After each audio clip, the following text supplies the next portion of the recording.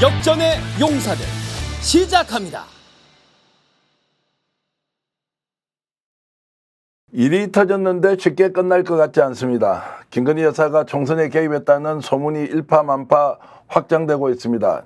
한쪽에서는 이것을 직접적인 연결고리가 되었던 명태균 씨가 일종의 사기 행각을 벌인 것 아니냐, 또는 헛된 소리를 하고 있다, 그리고 소문만 듣고 자기가 대통령실을 팔고 있는 사람에 불과한데 무슨 큰 관심을 가지느냐 라면서 이 사건이 아무것도 아닌 것으로 지금 정리하고 있는 분위기입니다. 국힘이 이런 경향을 보이고 있죠.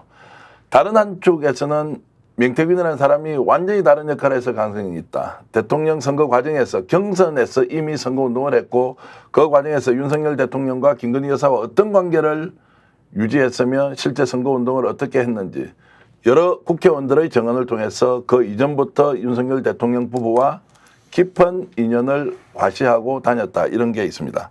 자, 그러면서 언론의 모든 관심은 김건희 여사가 총선에 개입했느냐.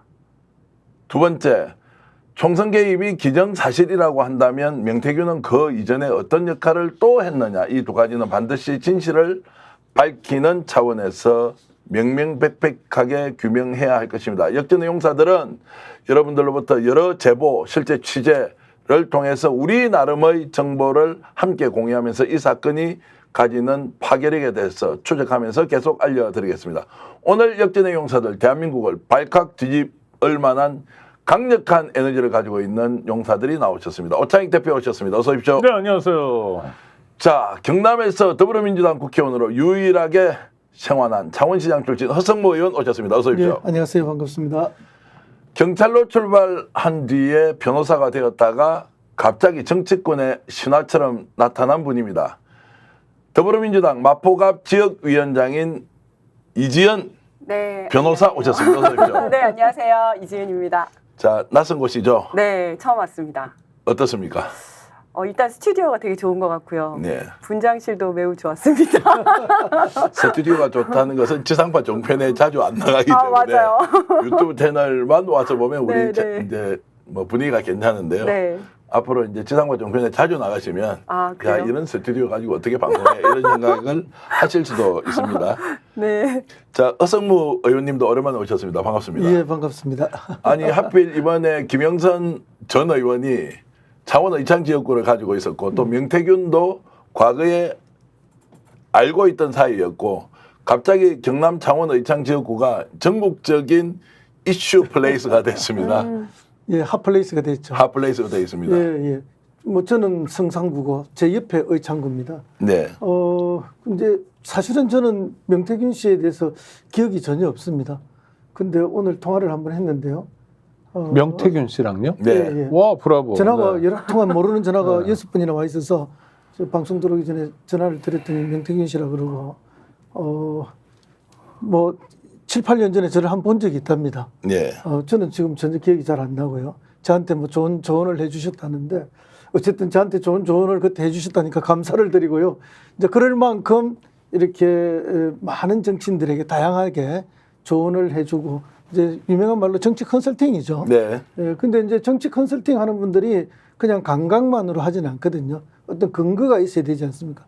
그 근거는 대개 이제 여론조사에서 나온 것들을 보면서 그걸 근거로 해서 이렇게 컨설팅이 들어가는데 아마 그런 부분에 있어서는 상당한 나름대로의 전문성을 좀 가진 분이 아닌가.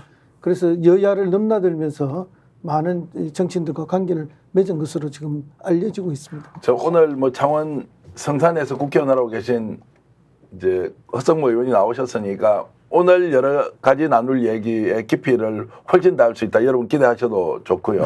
그리고 오창익 대표도 요즘 이 문제 때문에 바짝 신경을 쓰고 이것저것 그 정보를 많이 수집하고 있지 않습니까? 네네. 아니 근데 또 허 의원님이 이제 7, 8년 전에 만났다고 명태균 씨가 주장하니까 예.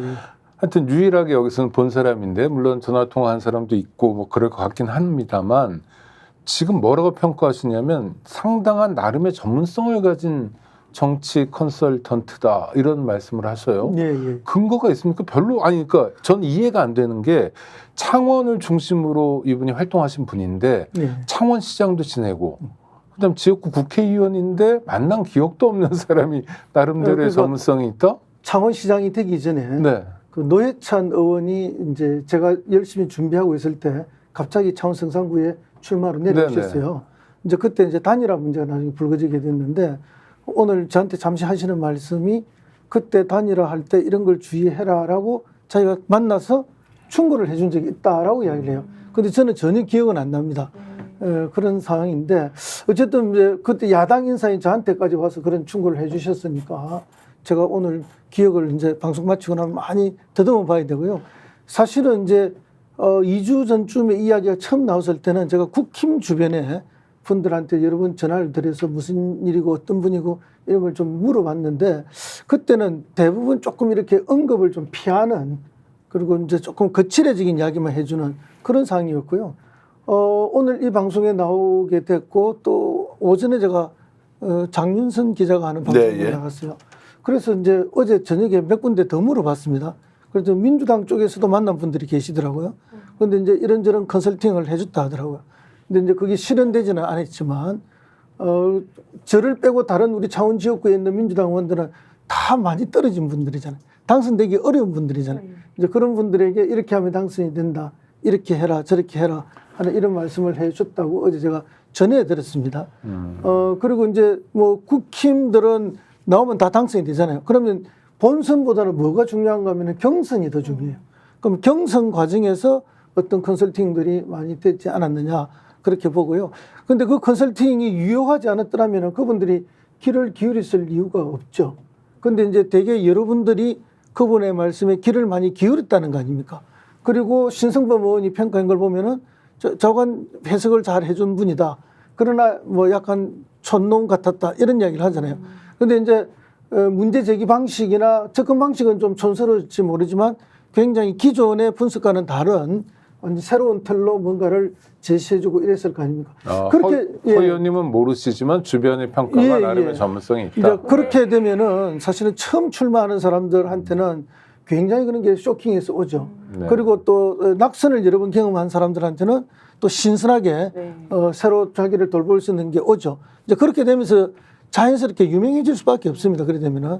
그리고 사실 정치권이라는 게 굉장히 치밀한 것 같지만 또 의외로 선거 과정에서 보면은 캠프들이 굉장히 헛술해요. 그래서 누군가 새로 접근하기도 굉장히 좋잖아요. 또 그런 분들이 많이 찾아오기도 하고 이제 선거 해보시지 잘 아시잖아요. 네네. 특히 초선 때는 되게 혹해요. 지역에 기반도 없고 이러니까 이분이 와서 막 이렇게 해야 돼 이러면 또 그게 훌륭 넘어갑니다. 또 저분이 와서 이렇게 해야 돼 하면 또 거기도 이제 이런 게 맞습니다. 많거든요. 거긴데 또 상당히 분석의 전문성을 갖고 있으면서 구체적인 데이터를 가지고 이야기를 하면은 이건 또 더 잘 넘어가죠. 근데 저는 또 궁금한 게 사실은 그분이 지금 엄청 바쁘실 텐데 여기저기서 기자들한테 전화도 많이 오고 근데 오늘 6번이나 전화를 했다는 거는 제가 오전에 네. 다른 방송에 출연을 잠시 했어요. 이게 제가 연말까지 절대 출연 안 한다는 원칙을 갖고 있었는데 이제 오늘 이 방송하고 그 방송 두 번을 출연하는데 이제 과거에 제가 다 신세를 져서 아니할 수 없어서 출연을 하는데 어쨌든 이제 제가 여러분들한테 이렇게 또 여야를 넘나들어서 이렇게 수집해 보면은 뭐 여론조사에 과거에 했던 거 사실이고 또 인터넷 언론과도 또 연관이 있는 것도 사실이고 김영선 의원하고는 특별한 관계가 있었다. 그래서 저는 이제 나름대로 이렇게 쭉 이야기를 종합해 보면은 여러 다른 정치인들하고도 이런저런 관계를 많이 했는데 크게 어떤 자기의 이상을 펼치거나 또 자기가 어떤 편익을 제공받거나 이런 건 없었던 것이 아닌가. 소소하게는 있었을지 모르지만 근데 김영선 의원하고는 관계가 이렇게 깊고 길게 맺어지게 된 계기가 있었겠죠. 그래서 또 김영선 의원이 국회의원에 당선이 되고 또 자기도 주도적인 역할을 하고 이런 과정에서 상당히 이제 정치적인 그런 만족도 또 높았을 거라고 봅니다. 그래서 제가 이제 자꾸 제가 판단하는 건 그런 거죠. 완전히 그러면 2022년에 안 될 사람을 후보를 만들어서 국회의원까지 당선시켰잖아요. 그리고 상당히 주도적인 역할을 한 것으로 알려져 있고요. 그런데 2024년에는 거기서 밀려나잖아요. 그럼 김해라도 옮겨서 지금 당선시키려고 최선을 다한 거잖아요. 그러면 명태균 씨는 왜 김영선 씨에게 그만큼 많은 투자와 집중을 했느냐. 그는 이제 김영선이라는 정치인과의 관계성 속에서는 그만큼 서로 주고받는 게 더 잘 되지 않았냐. 그것이 정치적 이상이든 아니면은 또 다른 어떤 물질적인 거든 다른 정치인들보다는 훨씬 더 소통이 그렇게 잘 되었지 않냐. 그래서 김해까지도 가는 방향까지 찾아서 길을 제시했던 것이 아닌가. 그런데 이제 김해에 가서 결국 성공하지 못했잖아요. 컷오프까지 돼버렸잖아요. 그거는 제가 볼 때 이제 허들 이야기를 하잖아요. 한동훈의 허들이 무섭다, 못 뛰어넘었다 이렇게 얘기하는데 그것보다는 사실은 그 전에 그 조혜진 의원이 김해를 먼저 갔거든요. 네. 그 현장에서의 반발이 어마어마했습니다. 국힘 내부에서. 그래서 처음에 그분도 지역구 들어가지도 못했잖아요. 사무실도 못 구했잖아요. 맞아요. 네. 그런 어려움을 겪었거든요. 근데 그 이후에 이제 갑자기 또 김영선 의원도 김해 갑으러 온다니까 그거는 뭐 더 반발이 심한 거죠. 전부 다 탈당해서 무소속 나가겠다는 이야기까지 다 나오고 하니까 그걸 당이 감당할 수 없는 거죠. 그런 상황이 되니까 자연스럽게 그렇게 정리가 된 것이 아닌가 저는 그렇게 보고요. 만약에 그런 내부의 저항과 반발이 없었더라면 그게 자연스럽게 그렇게 진행됐을 가능성도 있는 것이죠. 우리가 이렇게 여러 가지 추측을 해보면요. 그래서 이제 지금에 와서는 뭐 한동훈 그 체제가 그걸 잘 막아내고 허들을 잘 작동한 지금 무슨 큰 공을 세운 것처럼 이야기하지만 제가 볼 때는 결과적으로 지금에 와서 포장돼서 하는 이야기고 그때는 오히려 지역의 그 흐름 때문에 그렇게 된 것이 아닌가 이렇게 봅니다. 네, 아니, 예. 말씀을 혼자 쭉 하셔가지고 언제 끼어들까?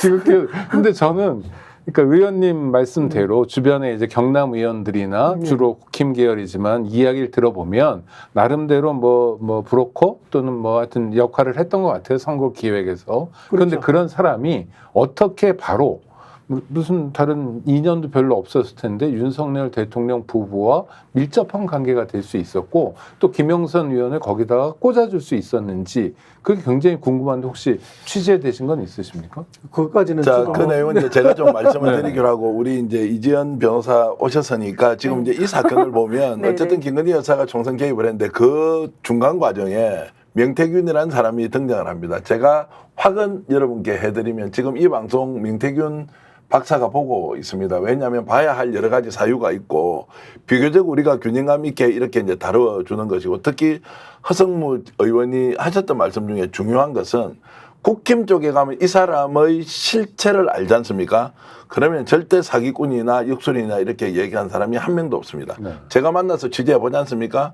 한 광역단체장이 오늘 이 사람이 사기꾼 아니야라고 했지만 이 사람도 이 사람을 통해서 여론조사했어요.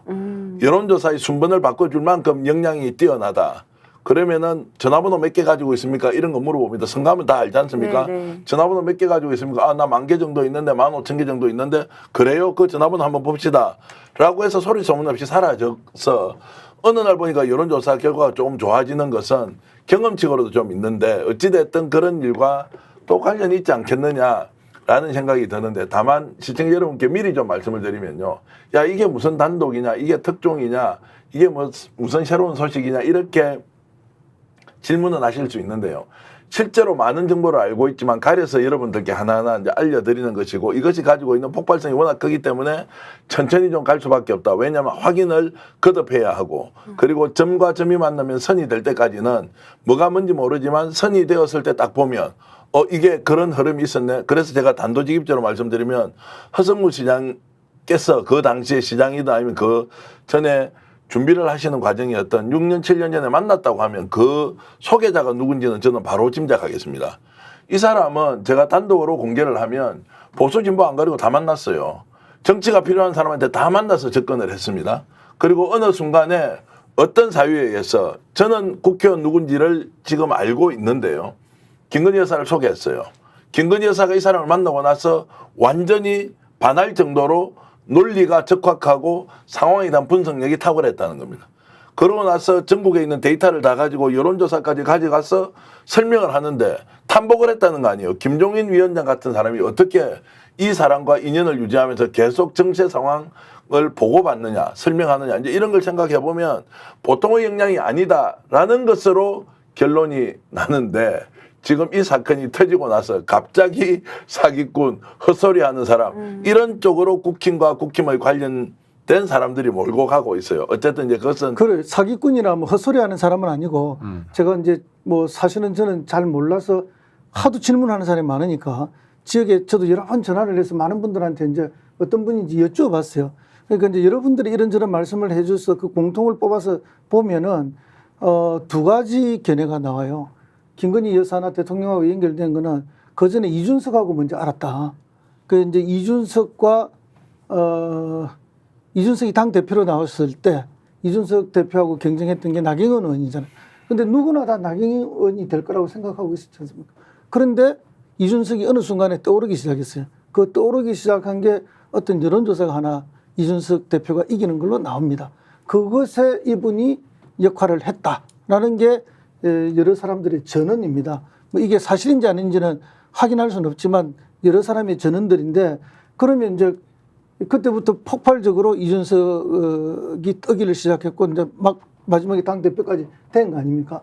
이제 그러니까 굉장히 이 두 분 사이에 밀접한 관계가 형성될 수밖에 없는 거죠. 그럼 이제 그 전에 그러면 이준석에게는 이분을 누가 소개시켜 줬느냐? 이건 아무도 모르죠, 아직까지는. 근데 이제 대통령과 영부인, 여사께는 그러면 그 이후에 이준석을 통해서 자연스럽게 관계가 맺어지지 않았느냐 하는 하나의 설이 있고 다른 하나는 이분이 이제 워낙 많은 정치인들을 만나고 네트워크를 많이 하다 보니까 자연스럽게 이제 명리학이나 이런 쪽에 하시는 분들하고도 자연스럽게 관계가 또 정치권 주변에 또 그런 분들이 많이 나타나요. 그러니까 연결됐을 거다.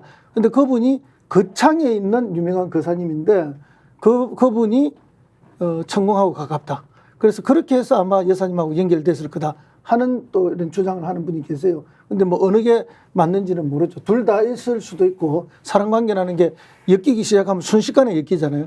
이제 그런데 정확한 거는 뭐 본인이 말씀 안 하면 알 수는 없지만 현재까지 나와 있는 이야기는 이 두 가지 설이 있다는 거죠. 자, 오늘 이제 네 사람이 방송을 해야 되는데 한 분이 거의 이제 독점에서 역시 국회의원 그리고 지금 명태균을 알고 있는 분이 그렇죠. 취재했던 내용을 보니까 생생하기도 하고 재미있기도 합니다. 거창 이야기 하니까요. 천공이라는 사람이 거창에서도 이제 활동을 했죠. 그때 거창 지역에 있는 국회의원들하고 교분을 깊이 그 신성범 의원이 거창 국회의원이잖아요. 그래서 잘 알고 있습니다. 신성범 의원은 그 천공도 좀 알고 있고요. 또 명태균하고도 뭐 인연이 있다는 건 본인이 밝혔으니 이것은 이제 사적 관계를 우리가 공적으로 뭔가 이렇게 하는 것은 좀 부적절한 측면이 있기 때문에 이 부분은 이제 더 이상 얘기하지 않고 두 분 오셨는데 지금 3,100분이 동접을 했으면 우리는 굉장히 많이 들어오신 겁니다. 이 방송에 3,100분이 들어오셔서 다른 방송에서 수만 명이 동접하시는데 방송 나가지만 잠깐 제가 소개를 해드리겠습니다.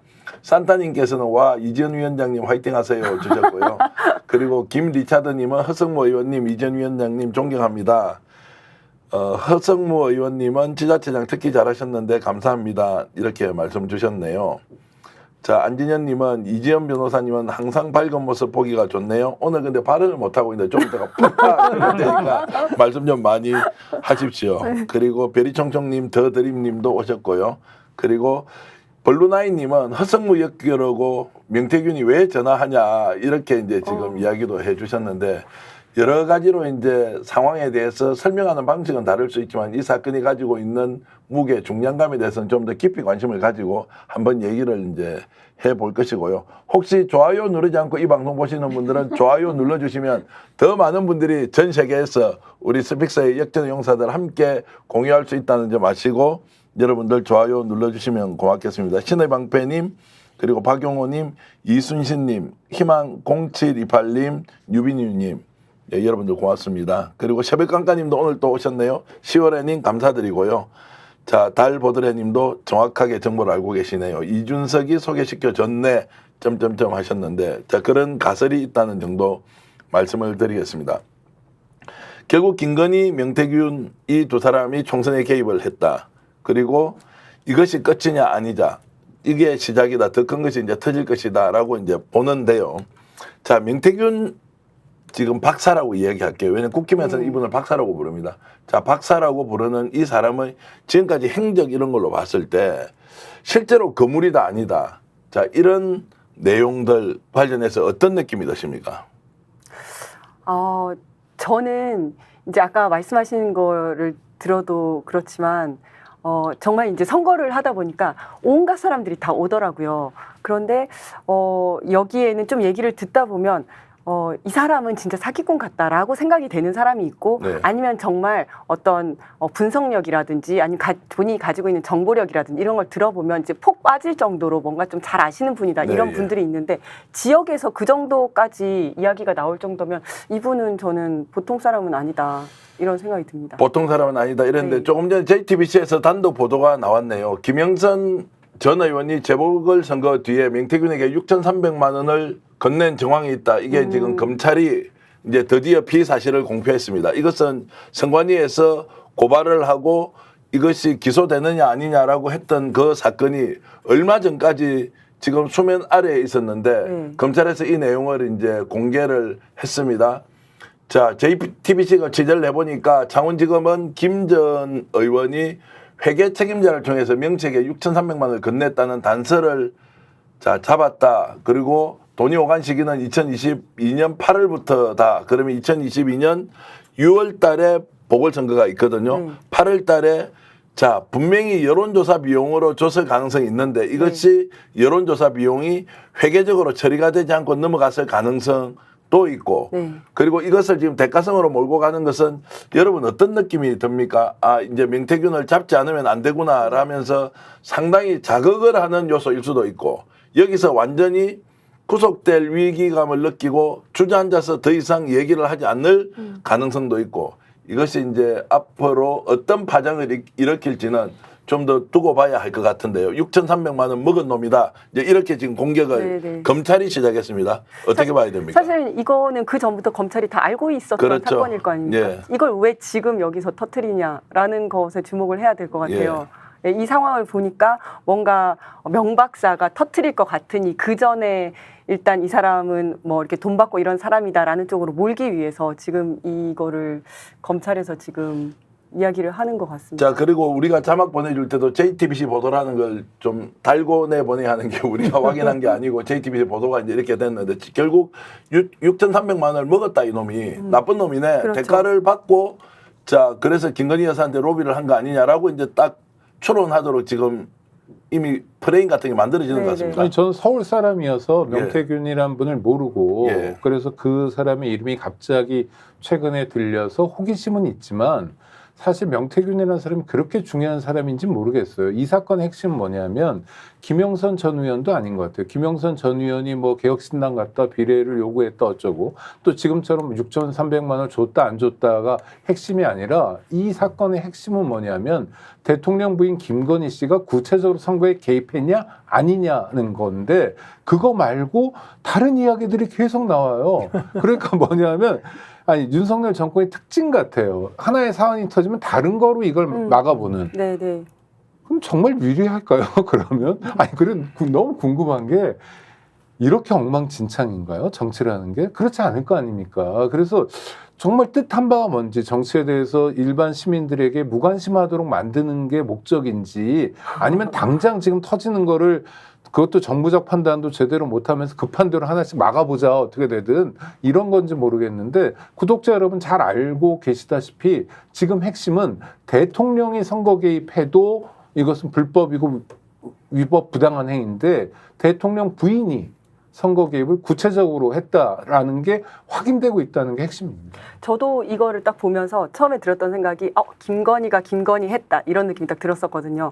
그 당시에 총선 당시에 이제 디올백 사건 때문에 김건희 여사가 전면에 나서면 이제 표가 떨어질 거기 때문에 상당히 조용히 있었잖아요. 그래서 이분이 조용히 있는 동안 뭘 하시고 계실까 심심하실 텐데 또 시술을 한다는 썰이 있고 이런데 뭘 하시고 계실까 했는데 역시나 이 안에서 이런 걸 하고 계셨구나 이런 생각이 들었고 딱 장면이 세 개가 있는데 보궐선거 때 이제 10년 만에 그곳에 살지도 않는 김영선 의원이 거기에 공천을 받아서 당선이 된 장면이 있고 두 번째는 어쨌든 그 텃밭이었던 창원을 떠나서 험지였던 김해로 가는 장면이 있고 세 번째는 김해에서 이제 컷오프가 되지 않습니까? 그 장면마다 김건희 여사의 그림자가 크게 또는 작게 계속 어른거리고 있다. 이제 그런 생각이 들더라고요. 혹시 큰 그림 중에서 밀양에 있던 국회의원이 김해로 가고 그리고 거창에 있던 김태호 의원이 양산으로 가고 이런 그림도 누가 그렸을까 상상을 해보면 분명히 기획자가 있을 거 아닙니까? 그럼요.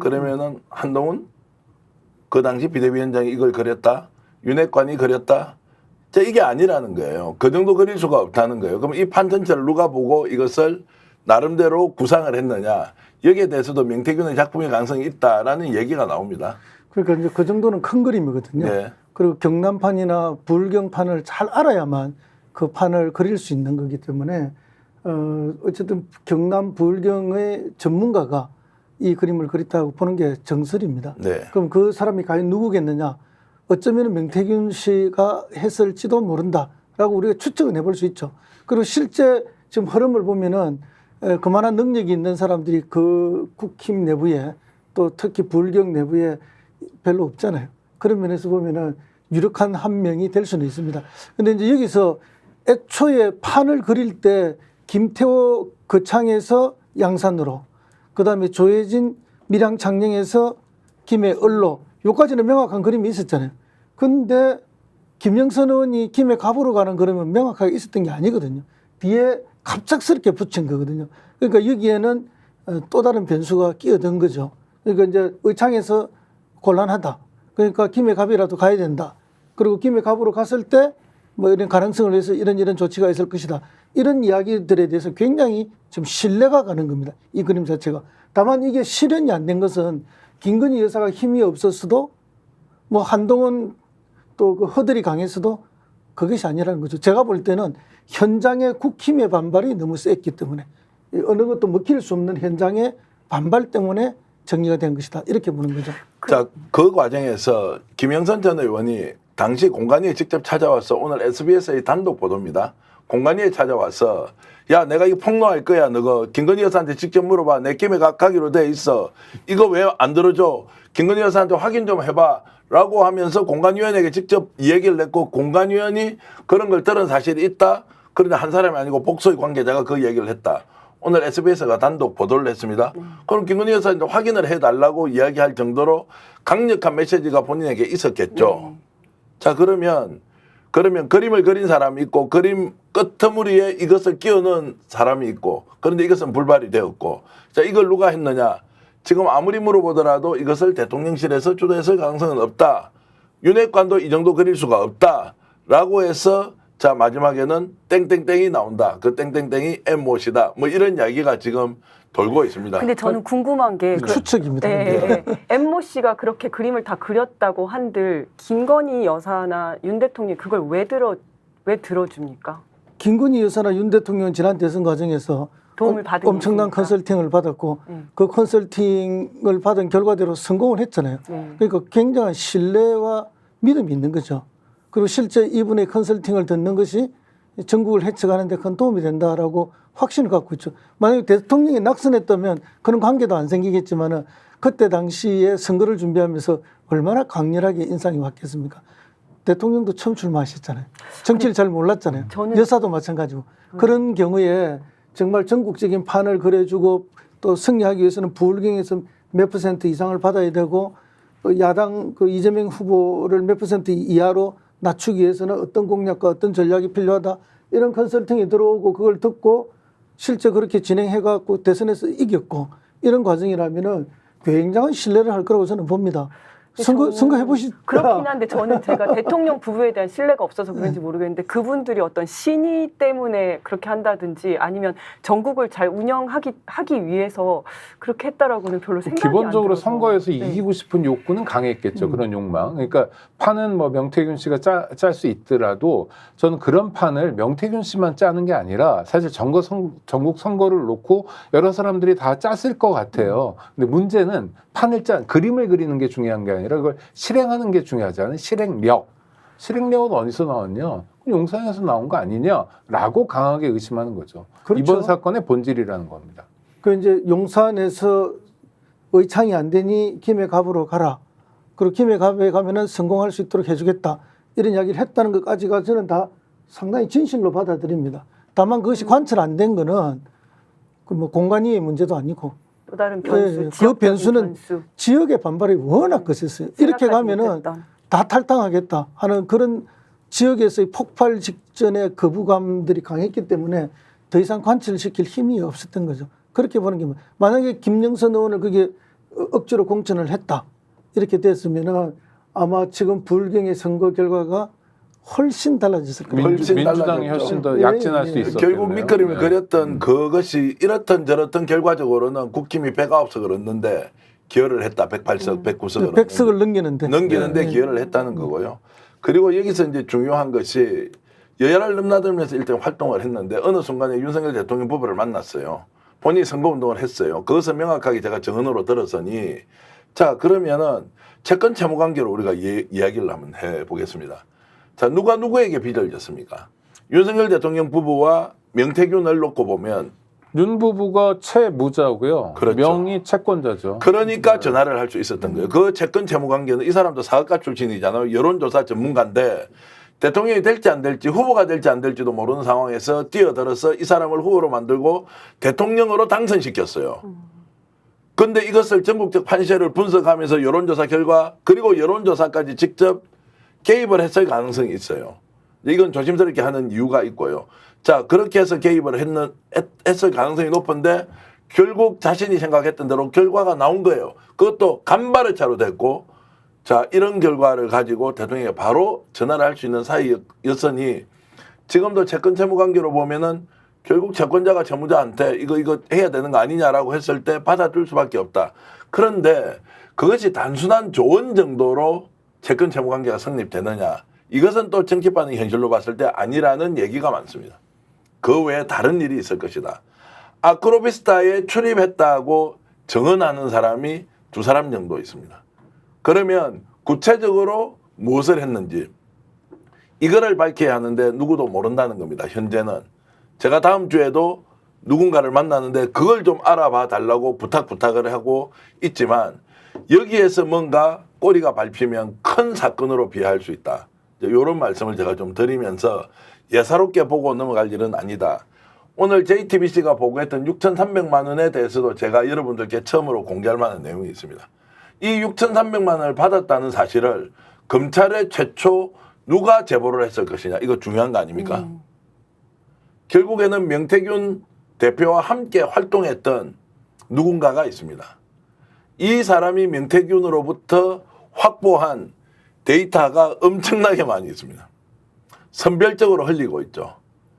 그것도 김건희 여사와 관련된 내용, 명태균 박사가 어떤 활동을 했는지를 다 알고 있는 사람이 결국 선거가 끝나고 나서 그 당시에 6,300만 원이 합법이 아닌 불법으로 자금이 오갔다. 이제 명태균 대표는 지금 막 열이 나서 죽으려고 할 거예요. 그거 절대로 불법 자금이 아니다. 합법적으로 여론조사 또는 선거 관련된 비용이다라고 주장할 것이고 검찰은 그렇게 보지 않고 이게 조용하게 수면 아래 있었거든요. 오늘 갑자기 터졌어요. 말씀하셨죠? 움직이고 있다. 검찰이 나섰다. 이제 이런 것이라면 자, 이 돈을 6,300만 원이 불법이라고 했던 사람도 명태균의 측근일 가능성이 99%다. 이런 말씀 드리겠습니다. 경찰 수사 많이 해보셨으니까. 그러니까 측근이 누군가가 이제 배신을 한 거네요. 여기는 이미 배신이 여러 군데 복합적으로 이루어지고 있어가지고요. 어느 한쪽만 배신한 것이 아니라 대통령 부부하고도 명태균 대표가 관계가 멀어져 있고 개혁신당 쪽하고도 멀어져 있고요. 김영선 전 의원과도 멀어져 있고 함께 일했던 사람들과도 관계가 멀어져 있어요. 아마 이 내용을 명태균 박사가 듣고 있다면 와, 저 사람 어떻게 저 정도 취재했지라고 생각하고 있을 거예요. 그래서 제가 계속 좀 만나자. 정말로 이것이 실제적 진실이 무엇이라면 당신 이야기대로 나는 바람이 아니라 태양의 역할을 해서 당신이 옷을 한번 벗도록 해보겠다. 이런 일념으로 이렇게 명태균 대표 앞에서 정말 진실 한번 밝혀보자라고 하고 있습니다. 일종의 영상 편지. 구애 활동을 하시는 구애가 아니고 영상 편지. 네. 그 이제 실제적 진실이 중요하니까 그 전에 어떤 활동을 했고 대통령 부부와 근데 이제 중요한 거는 네. 대통령 부부하고의 관계도 그렇게 긴밀했고 선거 과정에 도움을 주면서 신뢰를 얻었던 것도 분명한 것 같고 이준석 전 대표하고의 관계도 그런 것 같아요. 그러니까 전화해서 칠불사에서 만나자 하니까 서울에서 칠불사까지 내려오는 거 아닙니까? 서울에서 차를 몰고 가면 최소한 5시간 반 정도 걸리잖아요. 진짜 지리산 꼴짝에 화계천의 제일 상류에 칠불사가 있어요. 그러면 천안함이 순천에서 오는데 한 40분, 30, 40분. 창원에서 명태균 씨가 거기 가는데 1시간 한 30분. 서울서 이준석 대표가 내려가는데 5시간 내지 6시간 이렇게 걸려서 거기서 모였다는 거 아닙니까? 그러면 명태균 씨가 이준석이나 천하람한테 그만큼 신뢰가 없었다면 내가 중요한 거 말할 거 있으니까 내려와라 했을 때 그분들이 오겠습니까? 올 리가 없지 않습니까? 근데 그분들이 그 심신상골까지 밤에 모여들었다. 그런 것은 명태균이라는 인물에 대한 나름대로 깊은 신뢰를 가지고 있는 거죠. 근데 단순히- 그리고 신세진 것들이 있고 그리고 폭로하겠다는 내용이 어마무시한 거잖아요. 그렇죠. 바로 그거죠. 영부인의 네. 여사의 뭐 이렇게 선거 개입, 네. 공천 개입 건이니까. 그러니까 운을 띄었으니까 왔지 할 얘기가 있으니까 보자고 그랬으면 네. 그 바쁜 선거 직전에 가지는 않았을 것 같고요. 운을 띄우고 이걸 가지고 선거 국면에서 이준석 개혁신당이 어떻게 요리할까, 어떻게 써먹을까에 대한 보관이 있었으니까 갔겠죠. 그렇죠. 근데 이게 이제 사전에 충분한 신뢰관계가 없으면은 어떤 제보 사항이 있다 한들 그렇게 오진 않는 거죠. 그렇죠. 저희도 정치권에 있으니까 이런저런 제보가 들어오지 않습니까? 만나자는 사람도 있고 잘 만나주진 않거든요. 네. 그거에 대한 그 사람에 대한 신뢰가 있어야만 제보가 뭔지라도 확인이라도 해보려는 것이지 사람에 대한 신뢰가 없으면 아무리 쇼킹한 이야기를 던져도 잘 안 믿거든요. 이제 그런 걸 본다면은 이 어마어마한 대통령과 대통령 부인이 선거에 공천에 개입한 내용이다 하는 내용과 또 그런 신뢰관계가 결합이 됐기 때문에 그 산골짜기에 가서 만났다. 저는 그렇게 생각하는 거예요. 네. 저는 그리고 이준석 대표가 이제 뭘 봤다고 하지 않습니까? 그 캡처본을 봤다고 하는데 그거는 정말 이준석 대표가 어떤 내용인지를 좀 밝혀야 된다고 생각을 하는데 왜냐면 이제 뉴스토마토에서 얘기하는 거는 거기에 김건희 여사가 이제 김해로 가면 지원을 해주겠다 이런 내용이 써 있었다라고 주장을 하는데 반면에서 누구죠? 이제 명박사. 네. 명박사는 그렇지 않다. 거기에 나는 힘이 없다. 거기 가서 경선해야 될 거다. 이렇게 했다. 그래서 김건희 여사는 뭐 도와줄 수 없다라는 내용의 뭐 캡처본이다. 이렇게 얘기를 하지 않았습니까? 그러니까 정반대 이제 의견이 있으니 그렇죠. 이제 이것은 확인을 좀 해봐야 하고 말씀하신 대로 이준석 대표가 좀 적극적으로 진실을 알리는 데 역할을 해야 하는데 좀 몸을 사리는 것 같다. 숨기는 게 더 좋은 거 아니냐라고 뭔가 판단하는 것 같습니다. 그런 그런데 것 같습니다. 확실한 것은요. 이 사람이 그냥 단순한 컨설턴트가 아니었다는 사실입니다. 큰 인물이고 큰 역할을 했다. 그것이 긍정과 부정의 의미 다 배제하고요. 보통 역할을 한 사람이 아니다라는 거는 확실한데 그 내용 좀 더 저희들이 깊이 들어가 보겠습니다. 잠시 광고 보고 돌아오겠습니다. 야, 큰일 났습니다. 오늘 이제 검찰이 드디어 피의사실 공표를 했다. 아니면 JTBC가 단독 취재를 했다. 그거 저희들 중요한 게 아니고요. 6,300만 원을 김영선 전 의원으로부터 명태균 박사가 받았다라는 것으로 이제 사법처리 수순에 들어갈 수 있다. 일단 구속시키면 아무 말도 못하니까 이렇게 검찰 나설 가능성이 있습니까? 허성모 의원? 지금 오늘 보도로 나온 거 보면 이미 검찰이 나섰다고 봐야 되죠. 네. 이제 그런 것 때문에 명 박사, 명태균 씨 입장에서도 그동안 저건 여사 쪽에 대한 수위를 좀 낮춘 게 아닌가. 내지는 좀 잘 정리된 포장된 이야기를 한 것이 아닌가 이렇게 추측 내지 짐작이 됩니다. 그러면은 실체적 진실은 또 따로 있을 수 있는 거죠. 다만 이 시점에서 우리가 다 생각해 보면은 모든 사람들이 지금 말을 안 하고 조심하고 뭐 이렇게 하고 있는데 결국 명태균 씨만 입을 다물게 하면은 모두가 편한 거 아니에요. 그래서 바로 JTBC가 방금 보도한 6,300만 원 이야기가 이제 전면에 나서는 것이 아닌가. 저건 벌써 몇 달 전부터 나와 있었던 이야기거든요. 그리고 이제 김영선 의원은 사실 뭐 나는 이거 잘 모른다라고 이야기를 하고 있고 아마 거기 지역에 있는 보좌관 사무국장 그 사람이 처리한 거다 이렇게 이야기한다고 지금 저희들은 듣고 있어요. 근데 그분은 누군가 하면은 또 조혜땡이라는 분이에요. 조혜진 국회의원하고 이름 비슷하죠. 그래서 뭐 친척 동생이라는 이야기도 있고 이런데 이제 그러면서 이게 지금 텀이 자꾸 벌어지고 있다. 그러니까 김영선 의원하고 명태균 씨 사이도 최근에 이런 문제로 좀 텀이 벌어진 것이 아닌가 이런 말씀까지 전해 들었습니다. 기본적으로 틈이 벌어졌으니까 우리 귀에도 들렸던 거고 뉴스토마토 보도도 그렇고 뭐 언론 보도를 요청했다 이런 얘기까지 우리가 듣고 있죠. 근데 저는 지금 굉장히 우려되는 건 뭐냐면 윤석열 검사 독재 정권이라고 흔히 표현하는 그대로 정치적 사안이 터질 때마다 검찰이 피의 사실을 공포하면서 흘리고 그리고 수사에 나서고 그리고 입틀막이 정말 뭐 카이스트만이 아니라 그냥 검사들이 나서서 시민의 입을 틀어막는 상황을 우리가 다시 보게 된다. 와, 이건 정말 망조의 상황이거든요. 이건 어떻게, 아니, 민주당도 그렇고 우리가 어떻게 힘을 모아서, 아니, 그분에 대한 관심 떠나서 누구라도 같은 사안에서는 그렇게 검찰에 의해서 사법 보복을 당할 수 있잖아요. 형사적인 보복. 이건 막아야 되는 게 아닌가 싶어요. 두렵습니다. 근데 뭐 지금까지 그런 식으로 입틀막하고 많이 검찰을 동원해서 이렇게 해왔는데 그렇게 하면 이제 뭐 하늘이 가려지는 게 아니죠. 손바닥으로 하늘을 가리는 거 아닙니까? 근데 그거는 하늘을 가리는 것이 아니라 자기 눈만 자기 손으로 가리는 게 되는 거거든요. 그래서 원천하는 다 알게 되는 거죠. 결국은 시간이 지나면은 국민적 심판대 위에 오를 수밖에 없다. 물론 시간이 지나면 그럴 거라는 저 기대는 있는데 이재명 대표에 대한 검찰의 이딴 수사와 기소도 보면 그래서 저희가 요새 뭐 법정연금이다 이런 용어까지 만들어내고 그러지 않았습니까? 근데 괴롭히는 건 성공할 수 있잖아요. 그렇죠. 그러니까 명태균 씨가 어떤 일을 했고 하는 게 뭐 이를테면 3년 후에는 명명백백히 드러날 것 같긴 하지만 정권이 유지되는 동안 괴롭히는 건 굉장히 실효적인 괴롭힘. 정말 풍비박산을 낼 수 있잖아요. 야당 대표 유력 대선 주자도 저렇게 오늘 징역 2년을 구형했더라고요. 이 사람들이 저런 식으로 괴롭히는데 명태균 씨 정도야. 아니, 정도라고 말씀드려도 송구합니다만 그 이재명 대표만큼 유력 인사는 아니니까 얼마든지 괴롭힐 수 있다면 이건 정말 무서운 세상인데요. 그러면 이번에 명태균 씨가 고소고발을 했지 않습니까? 명예훼손으로 고소고발을 하면서 김건희 여사가 그렇게 공천에 개입을 한 게 아니라 오히려 나는 힘이 없다라는 식으로 얘기를 했다라고 이렇게 이야기를 했는데 그거는 이제 검찰 수사를 들어갈 거를 알고 미리 이렇게 꼬리를 내리는 거다 이렇게 생각을 하시는 화해 제스처를 보냈다고 저는 짐작이 됩니다.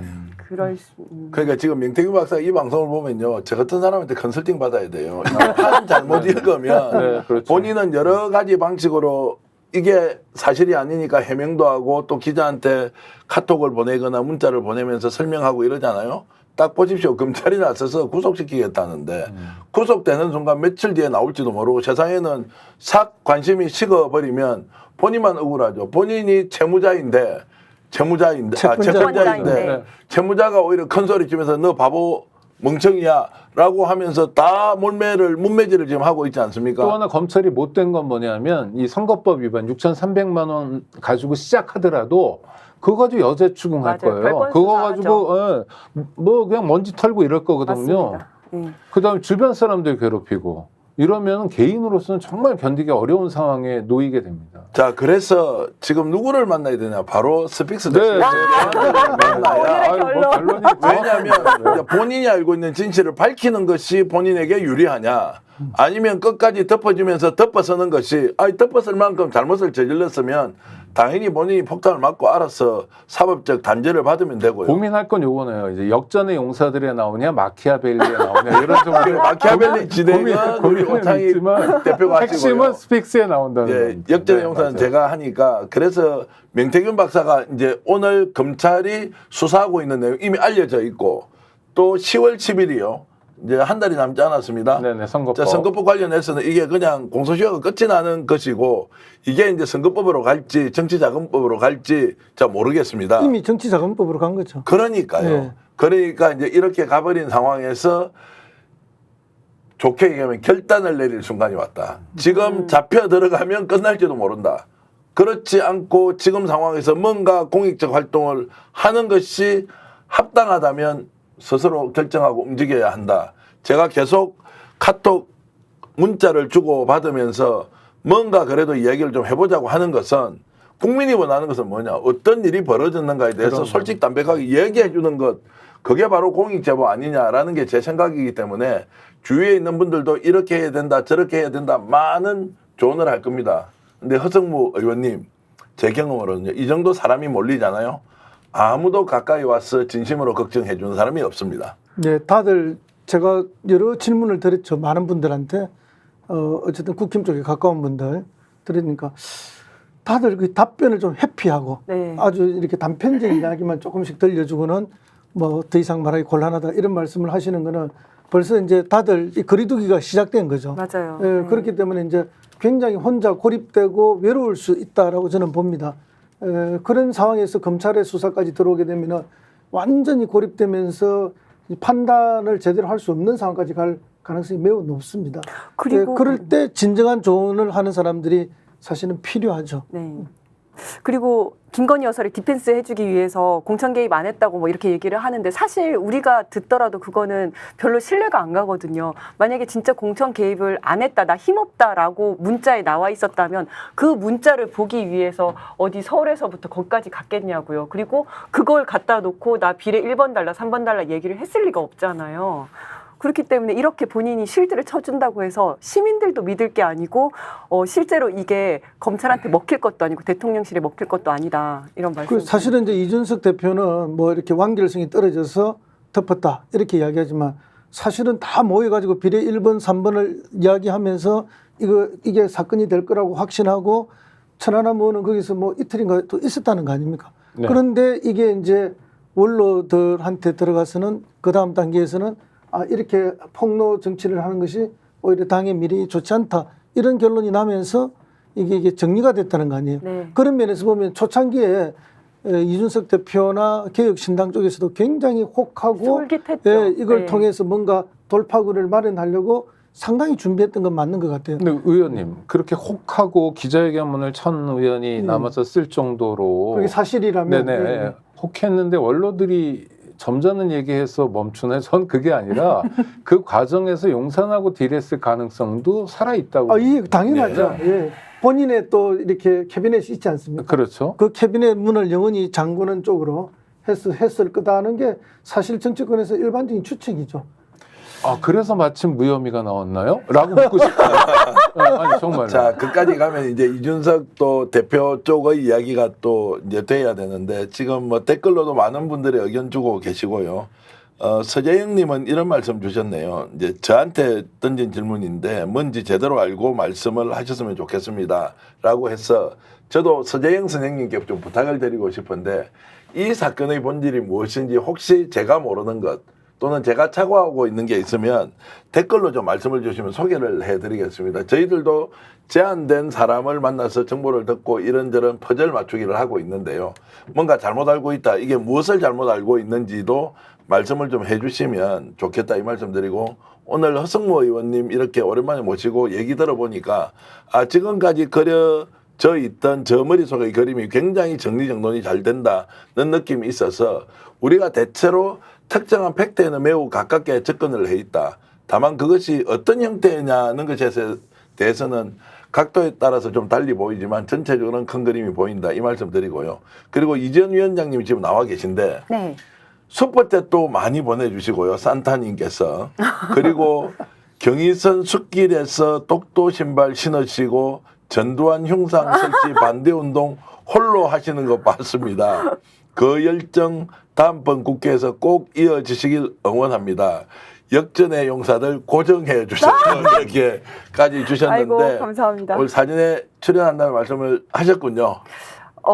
아마 모르겠어요. 저는 얘기를 안 했는데 어떻게 나간 것 같아요. 그 네. 팬클럽이 좀 있습니까? 이렇게 찐팬들이요? 지지자들 뭐, 이제 그래요? 그룹입니다. 네. 정말 궁금해서 여쭤보는 네. 건데 전두환 흉상이 뭐예요?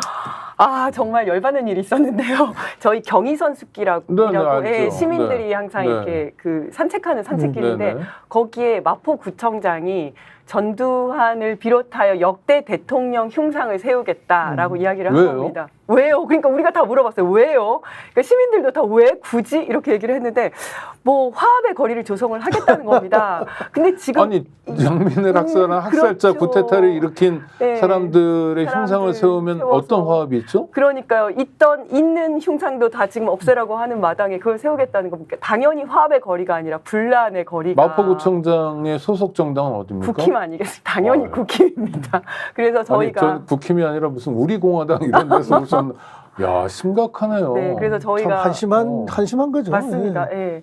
그래서 저희가 민족문제연구소하고 뭐 이제 여러 단체들이랑 연합을 해서 우리가 반대를 하겠다, 이거 절대 저지를 하겠다라고 했더니 이제 그 구청장이 철회를 했습니다. 오, 네. 철회를 했어요. 네. 그러네요. 그래서 그거를 기억하시는 야, 분이셔가지고. 산타님 대단하십니다. 대단하십니다. 오늘 댓글 효과가 상당히 컸습니다. 네. 예, 그리고 그 말씀 나누니까 동접자가 한 200명 정도 빠져나가.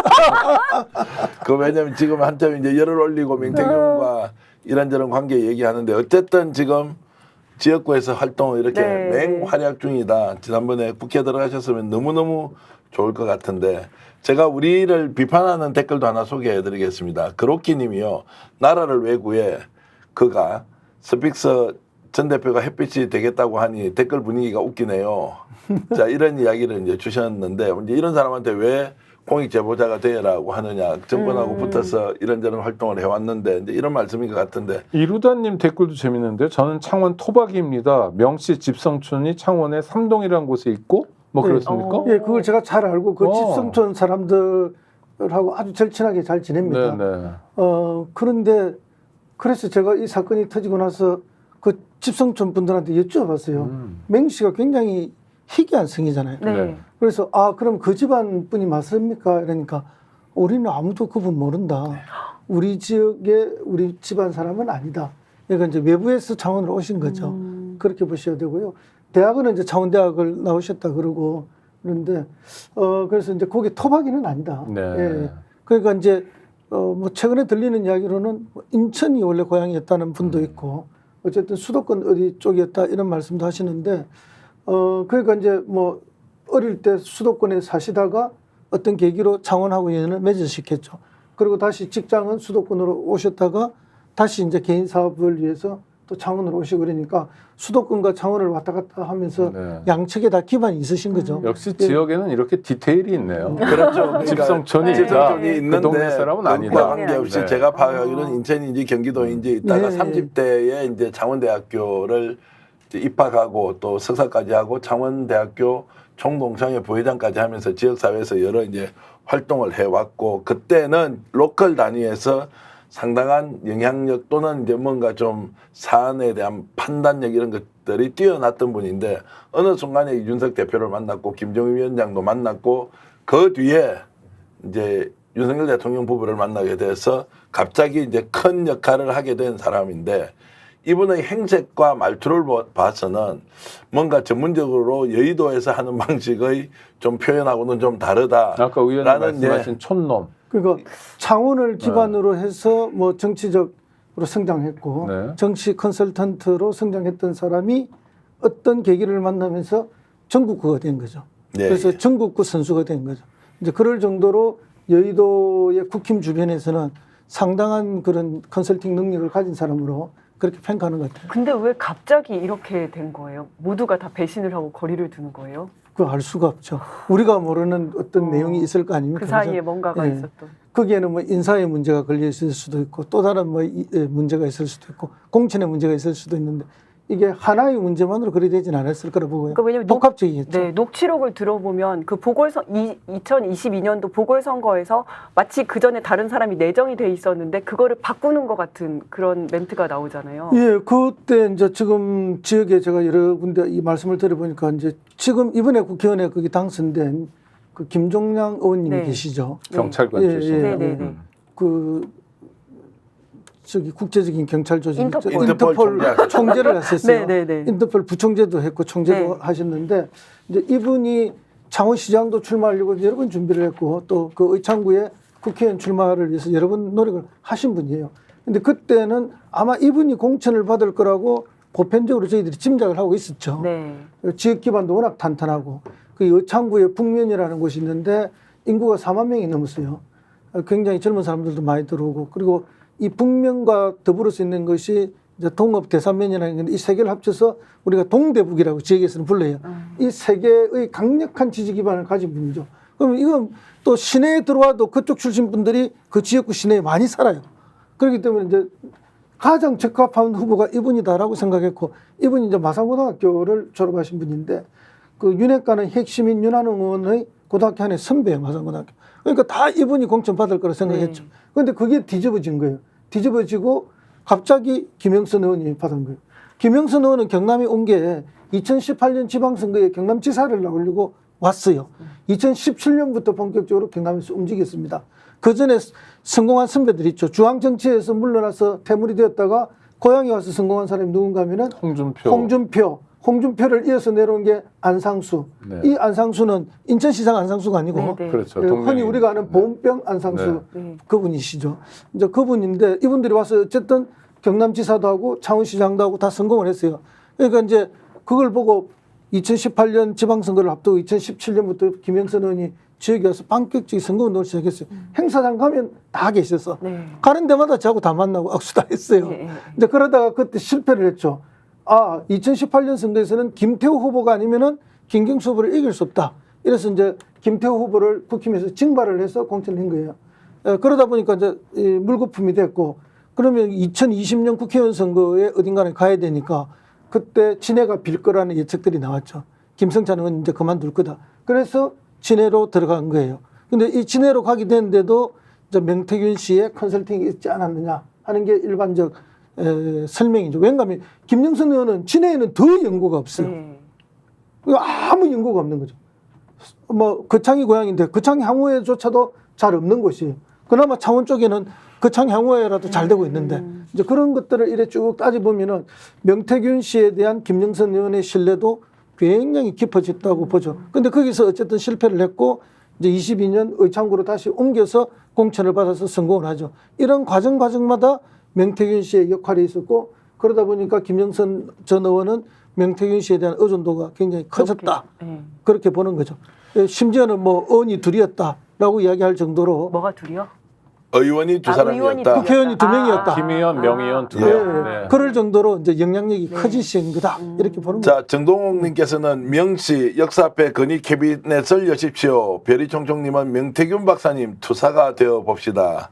이렇게 이제 말씀을 하셨는데, 결국 명태균 박사는 김건희 여사와 매우 가까운 관계였고, 김건희 여사와 관련된 내용이 다음 주 월요일 날 어떤 방송을 통해서 공천 개입과 관련된 의혹이 터질 것이다. 이것은 여러분들께 공개를 하면서, 이걸 국민의힘 추경호 의원이 누군가의 질문을 받았습니다. 아무런 대답을 하지 않고 오히려 이재명 대표에 대해서 공정한 판결을 기대한다고 했는데, 그 영상 잠깐 보시겠습니다. 우리 여론에 부담이 되기 때문에 포기했다는 이런 분석들이 좀 많이 나왔는데, 혹시 그런 견해에 대해서 어떻게 보십니까?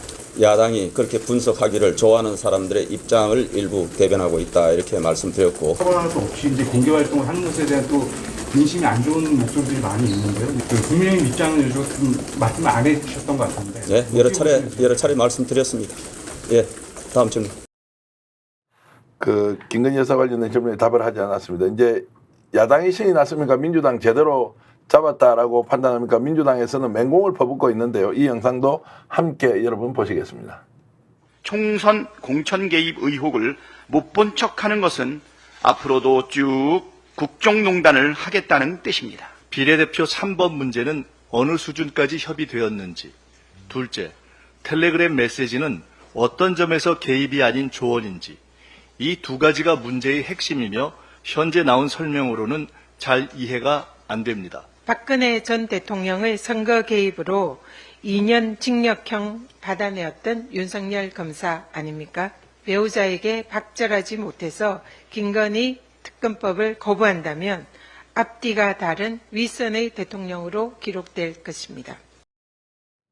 명태균이 어떤 역할을 했는지는 아직까지 흔적이 없기 때문에 취재를 하기로 하고요. 김건희 여사가 개입했다는 것은 기정사실화되는 분위기다. 자, 그러면 특검 이번에 재발의했습니다. 거부권 행사하고 다시 돌아올 겁니다. 자, 오 대표님 어떻게 보십니까? 이번에 뭔가 좀 뒤집어져서 200배 이상 나올 가능성이 있다? 시간으로 보면 이번은 아닐 것 같은 생각이 듭니다. 저는 국민의힘 내부의 균열은 반드시 온다고 생각해요. 그게 최상병 특검법인지 김건희 씨 특검법인지 또는 어떤 다른 정치적 계획일지 모르지만, 일단 시기적으로 보면 10월 10일인가요? 선거법 공소시효가 완성되는 걸 좀 지나야 될 것 같고요. 그 다음에 여론조사 결과가 또 발표될 거 아닙니까? 지난번 갤럽 조사를 20%인데 이제 10%대에 진입하게 될 거예요. 진입하게 되면 그때부터 본격화될 텐데, 그 시기가 요번 제2 요구, 요번 거부권 직후일지 아닐지는 좀 약간 망설여지는 상황입니다. 자, 야당의 단결은 뭐 질문할 필요가 없고, 여권의 분열이 가능하냐 아니냐, 이제 의사당에 계시니까 어떻게 보십니까? 여권의 분열은 필연적이죠. 네. 다만 시기의 문제고 주도 세력의 문제예요. 그러니까 지금 주도 세력이 되려면 한동훈 대표가 주도 세력이 돼야 되잖아요. 한동훈 대표가 그만한 결기가 있느냐, 이 시점에. 지금 보는 거는 그 정도 결기는 아닌 것 같다. 왜냐하면은 뭐 오늘 조선일보인가 어디 보도가 났다는데요. 뭐 민심은 좀 다르다. 뭐 김건희 여사 쪽에 대한 민심이 안 좋다 이런 이야기들을 했다는데 그러면 정면으로 사과를 해라든지 뭐 이과 관련해서 조치를 해라든지 이렇게 돼야 이제 결기를 보여주고 정면으로 싸우는 거 아닙니까? 근데 한 대표는 아직까지는 그럴 생각이 전혀 없는 것 같고요. 그렇다면 이 국힘 내부에 그런 균열을 일으키고 그 균열된 사람들을 결집하는 구심이 없는 거예요, 현재. 그래서 시기적으로 이번은 아닐 것이다. 저는 이렇게 보고요. 그 시기는 결국 이번 겨울 아니겠느냐. 네. 뭐 겨울쯤 가면은 결국은 구심도 형성이 되고 사실은 시나리오는 딱 정해져 있지 않습니까? 전두환 노태우의 시나리오로 갈 것이냐. 근데 윤석열과 지금 한동훈의 관계를 보면은 그런 시나리오는 거의 불가능한 것처럼 네. 보입니다. 네. 그럼 결국은 한동훈이 그 아웃복스를 하는 것이 아니라 인파이트를 해야 되는 거 아니에요. 들어가서 마구 치고 싸워야 되는데 한동훈은 아직 그렇게 하지는 않거든요. 이제 그것은 결국은 자기를 따르는 무리에 대한 결집도 아직 안 되고 있고 지금은 윤석열을 중심으로 하는 구심력이 더 크다. 원심력보다. 그래서 결국은 언젠가는 반드시 되겠지만 지금은 아니다. 그게 저희 솔직한 마음은 두 분의 대답은 저를 좀 실망시키고 있습니다. 죄송합니다. 그래서 네. 뒤집어질 것이라는 대답을 누군가 해주면 좋겠는데 아직은 때가 아니다라는 말씀으로 그러나 이해하고요. 멀지 않았다. 멀지 않았다. 다만 이번에 국힘에서 필벌을 안 하기로 했잖아요. 네. 왜 안 하겠어요? 누가, 누가 해요? 그걸 할 사람도 앞에 없고 놓고 와서. 몸만 축나고 성과도 네. 없고 없고 진짜. 대통령실이 거부하면 될 걸 왜 우리 보고 압박을 세우느냐 네. 이런 논리 아닙니까? 그러나 그 논리보다 더 말하지 않지만 숨겨져 있는 것은 자기들도 부끄러운 거예요. 네. 방어해 줄래야 방어할 수 없는 논리잖아요. 네. 더군다나 마포대교에 여사가 나타난 순간 추석 밥상에 스스로 올라간 그렇죠. 거잖아요. 네. 그것도 아주 맛있는 LA 갈비 수준이 돼서 올라간 거예요. 그러니까 이걸 누가 변호를 하겠어요. 네. 그러니까 국힘의 의원들도 필벌을 한다 해도 나가서 4시간, 5시간 혼자 떠들고 또 이어받고 해야 되는데 그 5시간 무슨 논리로 어떻게 방어를 해주냐면 그러니까 사실은 그 부끄러움 때문에 안 하고 싶은 거예요. 그거는 벌써 뭔가 하면은 이제 내부에서도 무너지고 있다는 거예요. 다만 그게 뒤집어질 수준으로 가려면은 전자투표 해갖고는 안 뒤집어지죠. 네. 뒤에 가서 무기명 투표를 해야만 뒤집어지는 거예요. 어쨌든 알겠습니다. 근데 마포대교 전문가는 옆에 계신데 우리 이전 위원장 계신데 자 검찰이 네네. 아까 6,300만 원을 받았다라고 피사실 공표를 했어요. 네네. 구속영장 청구합니까 안 합니까? 어떻게 할 것 같아요? 저는 할 것 같아요. 할 것 같다. 그리고 왜냐하면 그 6천 저희가 이제 영장을 청구하고 할 때 그 이제 기준들이 있습니다. 6,300은 그 돈만으로도 구속영장 청구하는 그래요. 기준이에요. 네. 그러면 좀 더 나가보겠습니다. 네. 이제 변호사로서 경찰 출신이 아니고 이제 변호사 출신으로서 판사가 구속영장을 받아들인다 아니면 기각한다.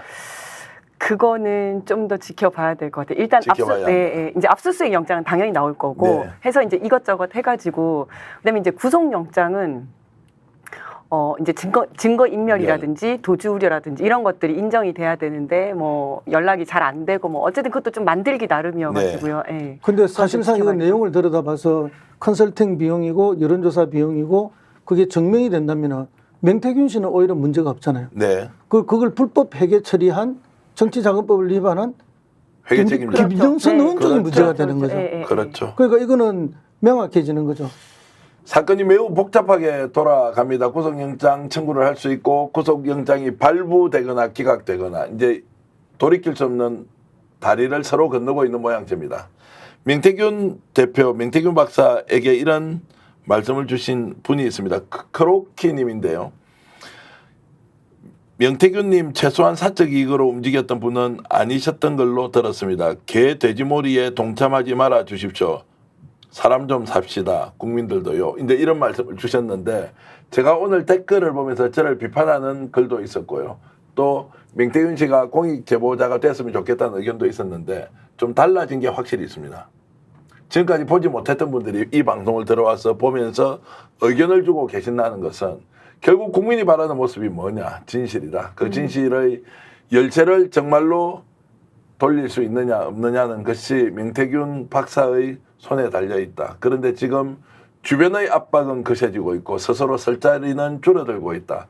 그래서 스스로 사그라들 것이냐 아니면 진실의 문을 열어줄 것이냐 라고 하면서 마지막 호소까지 저는 조금만 버티면 1분만 특정 언론을 통해서 검찰이 흘렸잖아요. 6,300만 원이라는 구체적인 액수를. 그것은 뭐냐면 지금까지 밑그림을 검찰 나름대로 그렸다는 거예요.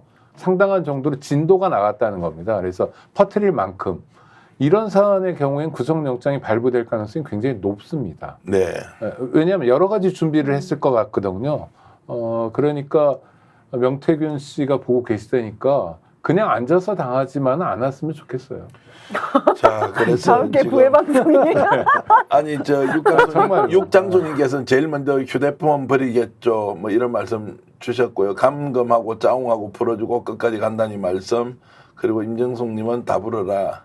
정치생명 걸렸다. 잔머리 쓰지 마라. 이제 이것은 또 이준석 대표에 대한 의견인데요. 오늘 별이총총님 그리고 김도희님 여러분들 좋은 의견 주셔서 감사합니다. 오의균님께서는 오랜만에 저희 발언에 동의를 해주셨습니다. 감사합니다. 하평파님,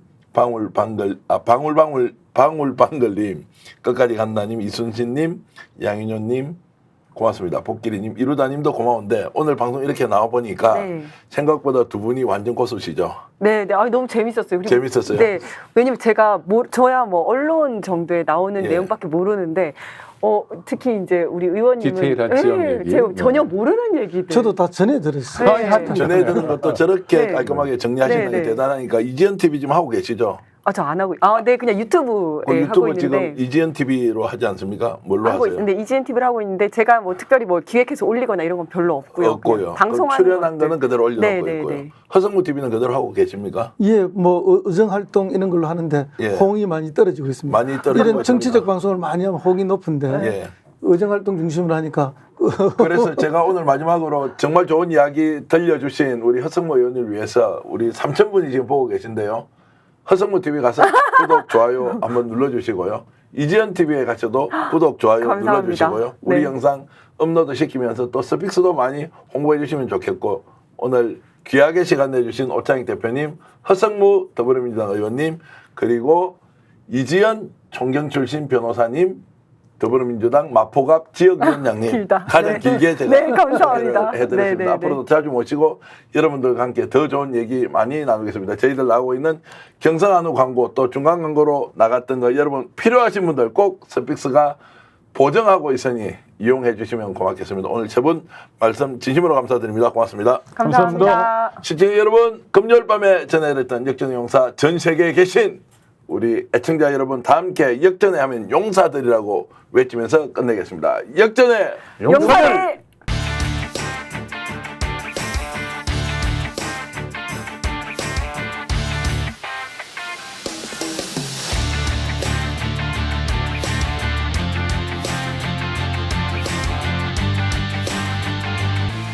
역전의 용사들. 스픽스는 말하는 언론입니다. 대세는 유튜브, 그중에서 스픽스. 좋아요, 댓글, 구독, 알림 설정. 여러분이 저희를 사랑해 주시고 우리가 여러분을 사랑하는 4가지 방법입니다.